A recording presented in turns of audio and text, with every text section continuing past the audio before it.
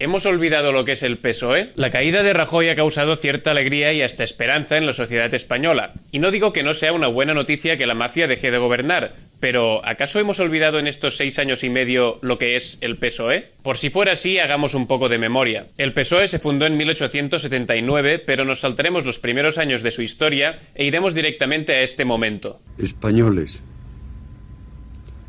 Franco ha muerto. Paréntesis. Lo que empezó con la muerte del dictador no lo llamaremos democracia, lo llamaremos posfranquismo. Lo llamaremos posfranquismo porque, como bien sabemos, en España nunca se han juzgado los crímenes de la dictadura, nunca se han limpiado las estructuras de Estado de franquistas y la monarquía que se impuso con el golpe militar sigue todavía vigente. Fin del paréntesis. Pues bien, en los primeros años del posfranquismo, el PSOE empezó por abandonar su ideología marxista, continuó por crear los GAL, grupos paramilitares estructurados, financiados y dirigidos por el ejecutivo de Felipe González para enfrentarse a ETA y que cometieron asesinatos, secuestros, torturas y malversación de fondos públicos, continuó por pedir y ratificar la entrada de España a la organización militar OTAN. Significa también estar dispuestos, en palabras sencillas, a garantizar la paz que hace posible el progreso de Europa. Cuando 5 años antes había dicho totalmente lo contrario. Debo empezar por decir con toda claridad que los grupos socialistas dirán que no a esa autorización. No queremos que España entre en la Alianza Atlántica. Tejió una red de financiación ilegal que consistía en cobrar grandes cantidades a empresas por estudios de asesoramiento que nunca llegaron a realizarse, el famoso caso Filesa, y finalmente privatizó empresas públicas que eran perfectamente rentables, como Repsol, Telefónica o Endesa. Otro paréntesis, Felipe González cobró más de 500.000 euros por los 5 años que estuvo como miembro del Consejo de Administración de Gas Natural entre los años 2010 y 2015. González cobraba esta ingente cantidad mientras más de 5 millones de hogares españoles estaban en situación de pobreza energética. Un gobierno al servicio del pueblo y no un pueblo al servicio de un gobierno y de los intereses de una minoría.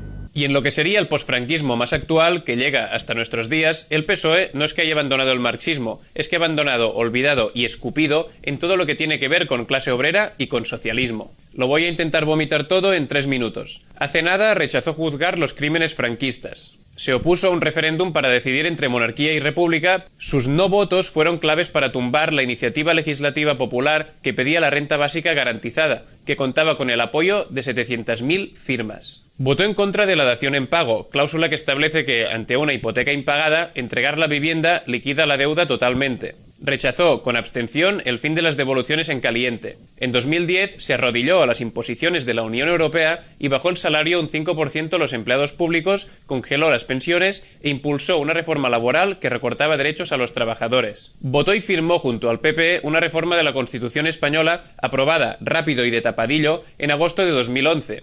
Esta reforma establecía que el pago de la deuda del país gozará de prioridad absoluta, es decir, que el dinero prestado por los bancos será siempre lo primero a pagar, por delante de sanidad, educación, pensiones o cualquier otro gasto. Tejió una red de corrupción política que consistía en dar prejubilaciones, subvenciones y comisiones de forma fraudulenta que costó unos 1.200 millones al erario público, presuntamente.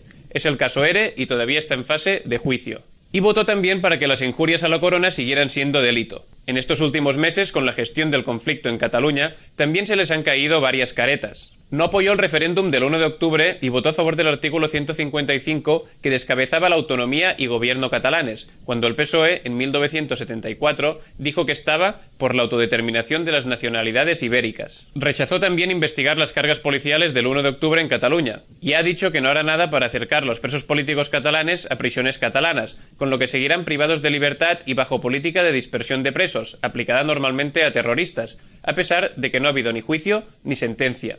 Un alto cargo del partido, ahora en el gobierno, dijo la estupidez de que los CDR catalanes son el germen de la Kale Borroka y añadió que hay que reformar el Código Penal para adecuar el delito de rebelión a los desafiamientos pacíficos. Es decir, legislar a dedo para que un reclamo político que no te gusta sea cárcel de 25 años. Pero además estamos viendo algunas cosas pues que cabe pues adaptar a las circunstancias, ¿no? Porque son problemas que no conocíamos. Por ejemplo, esta revisión de la figura delictiva de la rebelión estaba pues vista de acuerdo a la tradición española en este sentido, que era muy de pronunciamientos militares y violentos, pero no estábamos acostumbrados a ningún desafío pacífico, pero en definitiva un desafío a la propia Constitución. Desafiamientos pacíficos igual a rebelión. Mucho ojo con esto. Un concejal del PSC de Barcelona dijo que se alegraba de que hubiera habido un ataque fascista a un Ateneo popular de la ciudad. Que s'ha cremat l'edifici, sincerament, a dia d'avui, estic content, perquè no hi haurà ningú a dins i ningú que corri cap risc. Sap? Això és el que jo em penso.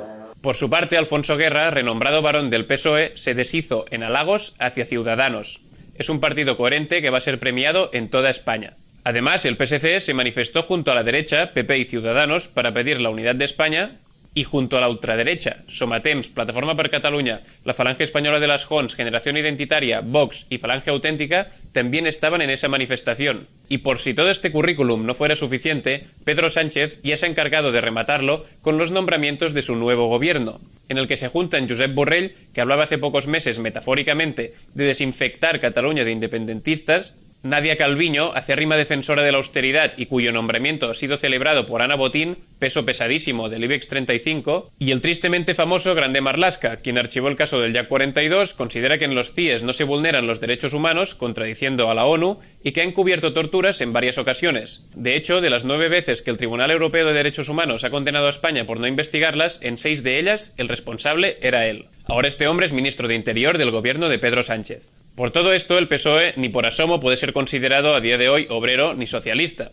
Empezó siendo marcadamente republicano, obrero y socialista. Sí, pero hoy es marcadamente monárquico, burgués y capitalista. Ha transitado dramáticamente de un extremo a otro en poco más de 100 años y hoy es un partido completamente corrompido por los mecanismos del sistema. Así que solo que un partido haga las cosas un poco bien en la izquierda tiene un gran vacío que llenar. Un pato...